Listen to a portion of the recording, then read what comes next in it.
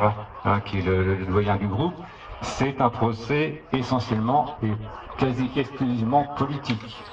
Et nous boycottons aussi les produits israéliens, bien sûr, toujours dans l'objectif qui est dans la lutte que nous menons pour eh bien, la reconnaissance des droits fondamentaux du peuple palestinien dans le cadre de la campagne BDS. Je suis venu grâce aux inculpés qui m'ont financé mon voyage, parce que ça coûte de l'argent. Mais ils ont une lettre que je vais vous lire. Mais avant, c'est normal que je vienne, étant donné que j'ai fait toutes les actions BDS à Alençon. Bon, moi j'ai eu la chance que le journaliste m'ait pas posé de questions, il m'ait pas demandé mon nom, c'est tout. Sinon, je serais à côté de vous. Après 3 ans de procédure et de report, nous avons été jugés sur le fond le jeudi 20 juin à Perpignan pour provocation à la discrimination, à la haine ou à la violence, suite à la plainte d'une officine de l'extrême droite pro-israélienne en collusion avec le gouvernement Sarkozy et la ministre de la Justice de l'époque, Ali Omari. Jeudi, au procès de Perpignan, signe de l'embarras du tribunal, le procureur a requis une dispense de peine sans demander pour autant l'acquittement. Il y a bien eu discrimination à l'égard d'une nation, a-t-il dit, mais pas d'appel à la haine ou à la violence. Le jugement sera rendu le 14 août à 14 h. Nous appelons toujours et encore à la plus large mobilisation pour la défense de la liberté d'opinion et d'expression, liberté essentielle dans une société démocratique. Pour dire à ceux qui nous accusent qu'ils ne feront jamais taire notre solidarité au peuple palestinien en lutte pour la liberté, la justice et l'autodétermination, en tentant de criminaliser les actions militantes et citoyennes. Tous ensemble, exigeons la relaxe de tous les militants et militantes de la campagne BDS en procès à Alençon, Mulhouse, Pontoise, Bordeaux, Paris, Perpignan. Bernard, Jeanne et Yamina, inculpés de Perpignan. Donc moi je voudrais réaffirmer au nom de la campagne BDS France le soutien aux 7 militants poursuivis d'Alençon et à tous les militants poursuivis. Mais aujourd'hui je voudrais lire un texte de soutien qui vient d'être signé par plus de 150 organisations au niveau international.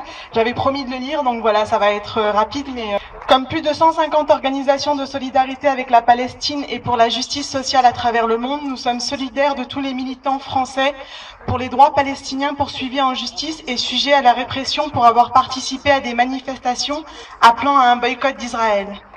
Des militants français sont confrontés à des poursuites judiciaires pour leur action solidaire depuis 2009. Alarmés par l'expansion de la solidarité avec le peuple palestinien et du mouvement BDS en particulier, Israël et les principaux think tanks israéliens n'ont pas caché leur désir de saboter et de perturber le militantisme solidaire. Amir Saghi, fonctionnaire de haut rang au ministère des Affaires israélien des Affaires étrangères, a récemment admis que le gouvernement israélien a fait de lourds investissements dans la guerre juridique contre BDS en France et dans d'autres pays européens. À Bernard, Jeanne, Yasmina, Alain, Chantal, Christine, Francis, Jo, Nicole et Pierre, à tous ceux qui sont poursuivis et à l'ensemble du mouvement français, nous sommes à vos côtés. Bien que nous ne puissions pas être avec vous lorsque vous manifesterez devant le tribunal à l'occasion du prochain procès le 27 juin, nous exprimons notre soutien sans réserve pour votre travail pour construire la solidarité avec le peuple palestinien face à la répression d'État. Nous ne pouvons permettre qu'Israël exporte ses attaques contre les libertés fondamentales en Europe ou nulle part ailleurs. Inspirés par la fermeté de la lutte palestinienne et la détermination du mouvement BDS en France, nous nous engageons à continuer à travailler avec le mouvement BDS de France pour soutenir son travail de résistance à l'oppression et pour continuer à bâtir le mouvement international de boycott d'Israël. Donc c'est signé du Brésil au Japon en passant par les États-Unis.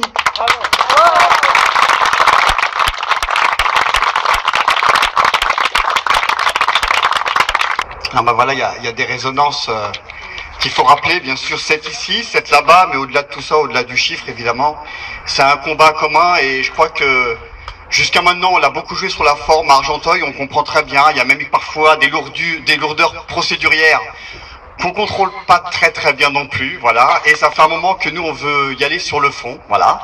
Et la bonne nouvelle, c'est que le 15 septembre, autour du 15 septembre précisément, je sais plus vraiment, le 12 septembre on me dit, donc on va y aller, et ça c'est vraiment bien, parce que c'est un combat qu'on veut assumer, comme l'ont dit certaines ici, jusque dans les tribunaux, parce que au-delà de l'inculpation, évidemment, des militants et des militantes de la solidarité internationaliste et en l'occurrence pro-palestinienne, ceux qu'ils ont décidé de mettre sur le banc des accusés, c'est pas tant nous qu'une certaine idée, évidemment, de la Palestine, que la lutte du peuple, la lutte légitime du peuple palestinien contre le colonialisme aujourd'hui, et très modestement, on va juste essayer d'être à la hauteur, parce qu'il faut qu'il y ait des résonances à l'échelle internationale. Et je crois que de ce point de vue-là, je crois qu'on a gagné la bagarre. Il faut la gagner maintenant d'un point de vue juridique, parce qu'évidemment, il y a des enjeux politiques. C'est un véritable bras de fer.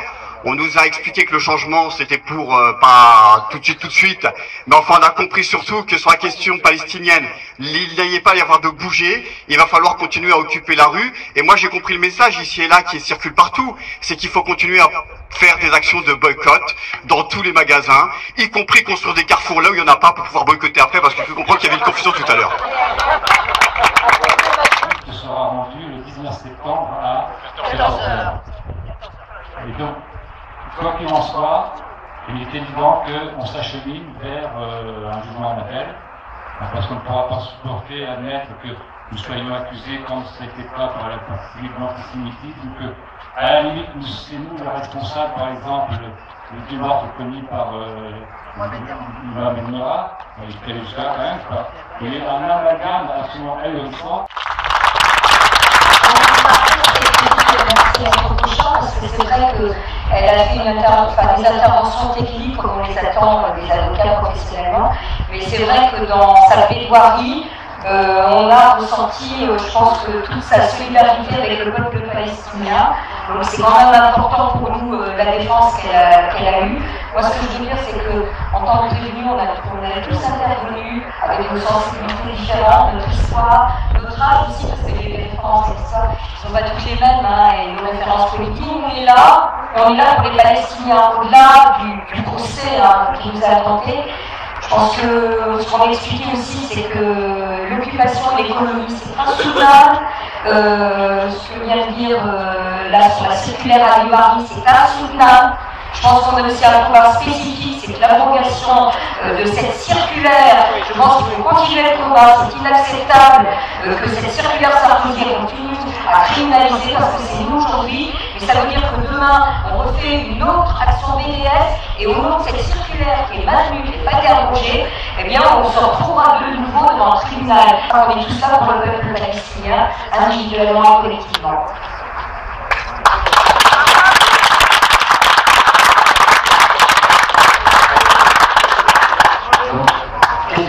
Quelle que soit la décision. De toute façon, il faut se préparer à aller devant les cours d'appel. Parce que si nous devions être condamnés, nous ferons appel de cette décision. Je crains fort que dans le contexte que si nous n'étions pas condamnés, le procureur fasse appel, puisqu'il est l'un des procureurs qui a fait la réquisition qui est plus lourde. Donc, préparons-nous. Mais de toute façon, ce procès, il voulait être un procès pour s'opposer, pour interdire, pour empêcher le boycott des produits israéliens. Je pense que nous en avons fait un procès contre la politique d'Israël et un procès qui développe le boycott. Donc nous appelons à développer ce boycott justement pour qu'il y en ait de plus en plus et que ce soit impossible de condamner pour une question qui est une question de droit international.